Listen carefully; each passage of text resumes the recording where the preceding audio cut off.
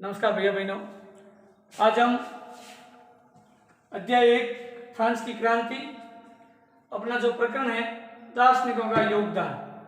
कल अपने भाग 9 का अध्ययन किया था और भाग 9 में अपन ने पढ़ा था, दो दार्शनिकों को पढ़ा था, जॉन लॉक और जियो जॉक रूसो। तो दोनों ने क्या कहा था? तो जॉन लॉक ने कहा था स्वतंत्रता, समानता और समान अवसर की इन्होंने परिकल्पना दी थी। और दूसरा था आपने जॉन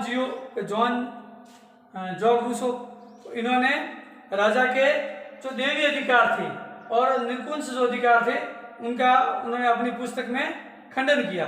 और पुस्तक का नाम आपको ध्यान है, टू ट्रीटाइज ऑफ गवर्नमेंट। तो राज्य दैवीय अधिकारों का इन्होंने खंडन किया। और आज हम अपन पढ़ रहे हैं तीसरे अपने जो दार्शनिक है मांतेस्क्यू। तो उन्होंने अपनी जो पुस्तक है जिसका नाम है the spirit of the laws, इसके अंदर इन्होंने लिखा, अपनी पुस्तक में इन्होंने लिखा कि सरकार के अंदर शायद सम्राट हो, उस समय की बात है, सम्राट का शासन हो या सरकार, इसके 3 अंग होने चाहिए, जो कि आज की सरकारों में है, उस समय नहीं था। अब 3 अंग कौन कौन से? तो पहला सम्राट का शासन हो या सरकार, उसमें पहला है विधेयक।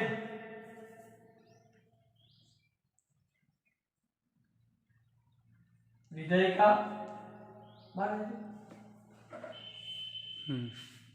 एक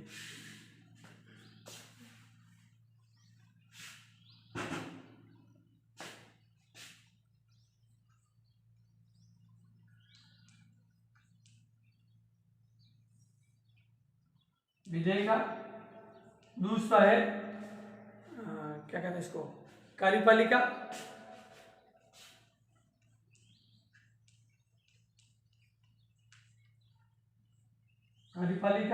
और तीसरा है न्यायपालिका। नहीं आएगा। तो मांतेस्क्यू ने आपने लिखा अपनी पुस्तक में द स्पिरिट ऑफ लॉज में, ऐसा सम्राट का शासन हो या सरकार हो, उसमें 3 बातें होनी चाहिए। 3 बातें कौन कौन सी? एक बार मैं वापस में लिख के बता देता हूं आपको, आप लोग भी लिख सकते हैं। विधेयक, जिसको व्यवस्थापिका बोलते हैं, विधेयक जिसको व्यवस्थापिका भी बोलते हैं।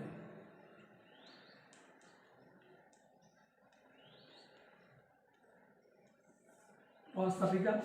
दूसरा है कार्यपालिका।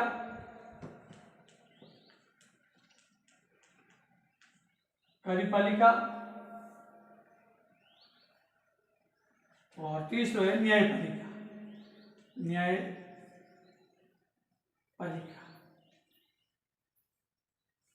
ये तीनों मांतेस्क्यू का मानना था और उसने पुस्तक में भी लिखा कि विधेयक, कार्यपालिका और न्यायपालिका, ये तीनों भाग किसी भी शासन में होने चाहिए और उनके बीच सत्ता का जो विभाजन है इन तीनों के बीच में होना चाहिए। व्यवस्थापिका है जो कानून बना सकती है, कानून लागू कर सकती है, और न्यायपालिका न्याय करती है।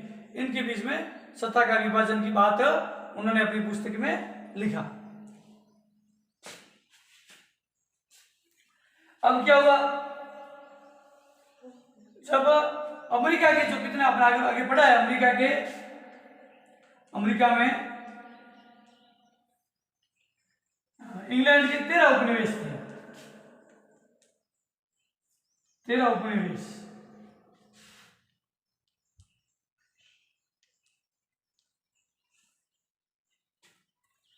अमेरिका में इंग्लैंड के कितने उपनिवेश थे? 13। ये 13 के 13 आजाद हो गए, स्वतंत्र हो गए। इन्होंने इन 13 उपनिवेशों ने अपने आप को ब्रिटेन से, इंग्लैंड से अपने आप को आजाद कर दिया, स्वतंत्र कर दिया। और जब ये आजाद हो गए तो वहां पर एक मॉडल सरकार बनी, जिसकी बात मांतेस्क्यू कहते हैं। कार्यपालिका भी होनी चाहिए, व्यवस्थापिका होनी चाहिए, न्यायपालिका। तो इन 13 उपनिवेशों में जो सरकार बनी, वो सरकार जो बनी वो एक मॉडल सरकार थी। तो ये जो सरकार बनी 13 उपनिवेशों में, इस सरकार ने, मॉडल सरकार ने, उपनिवेशों की मॉडल सरकार ने ये मॉडल क्या काम किया, ये उपनिवेशों सरकार ने, तो जो फ्रांस के तो जो राजनीतिक थे, राजनीतिक एक जो चिंतक थे,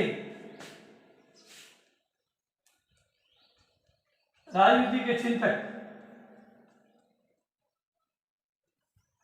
ये जो राजनीति के चिंतक थे, इन मॉडल सरकारों ने फ्रांस के जो राजनीतिक लोग थे, राजनीतिक जो चिंतन थे, उन्होंने प्रेरणा जगवाई, प्रेरणा का एक महत्वपूर्ण काम किया।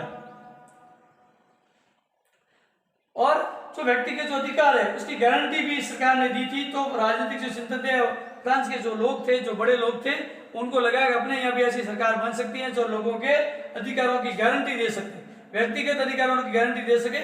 इसलिए मॉडल सरकार ने प्रेरणा का एक काम किया। ये प्रेरणा का काम किया मतलब इन्होंने एक क्रांति का रूप दिया कि फ्रांस में भी क्रांति होनी चाहिए, और फ्रांस में अगर क्रांति होती है और फ्रांस में अगर सरकार बनती है तो उस सरकार में लोगों की अधिकारों की गारंटी होगी। तो एक इन सरकार ने एक राजनीतिक फ्रांस के लोगों में एक प्रेरणा के स्रोत का काम किया। दूसरा, जब ये जो दार्शनिक थे, ये दार्शनिक अपने फ्रांस देश में कॉफी हाउसों में बैठते थे।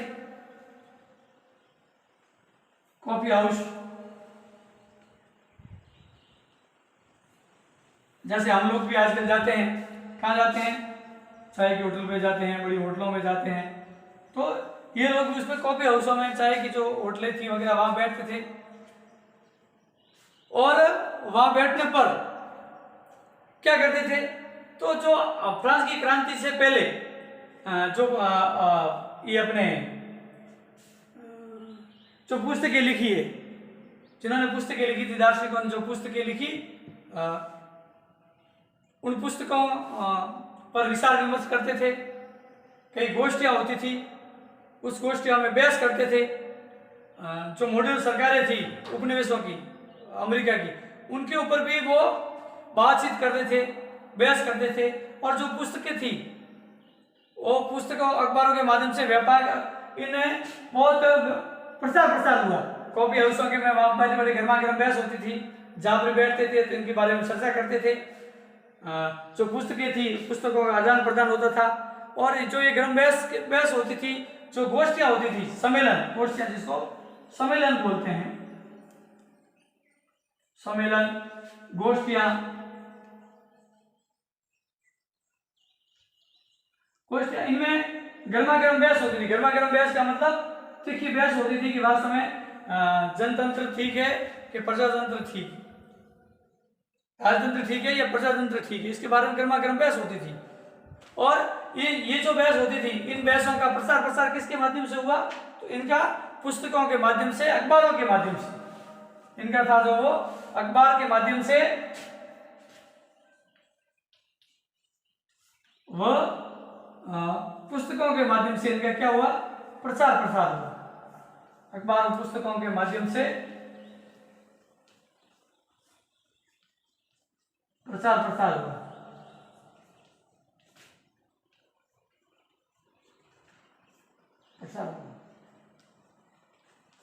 जिन्होंने क्या किया, फ्रांस के लोगों में एक क्रांति का बीज बो दिया, चेतना जागृत की।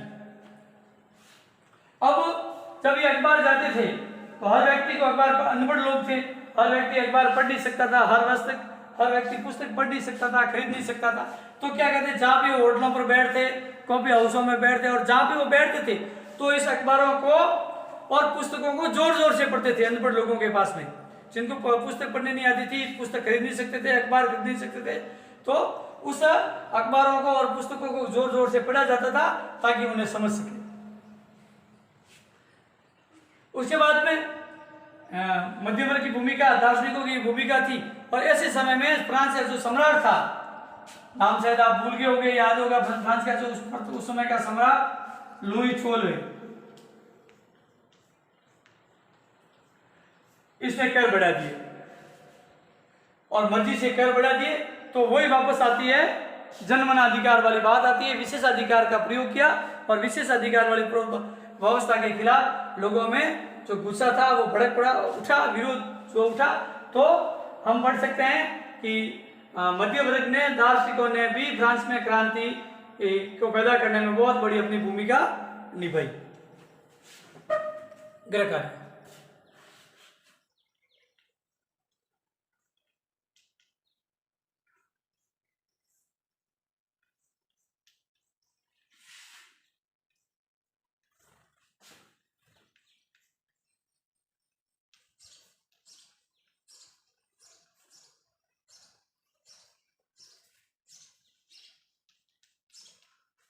प्रश्न 1, मॉन्टेस्क्यू की पुस्तक का क्या क्या नाम था?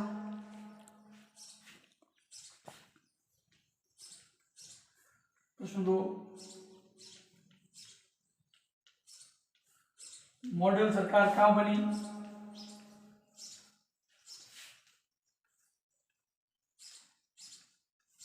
कहाँ बनी?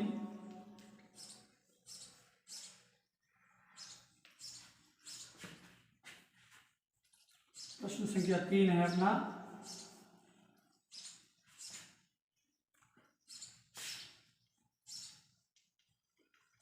पुस्तकों व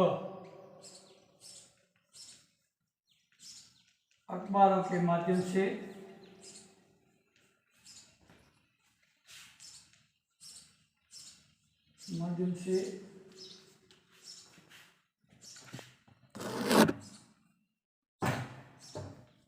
समाज में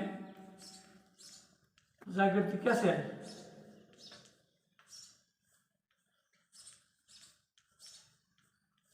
कैसे आई?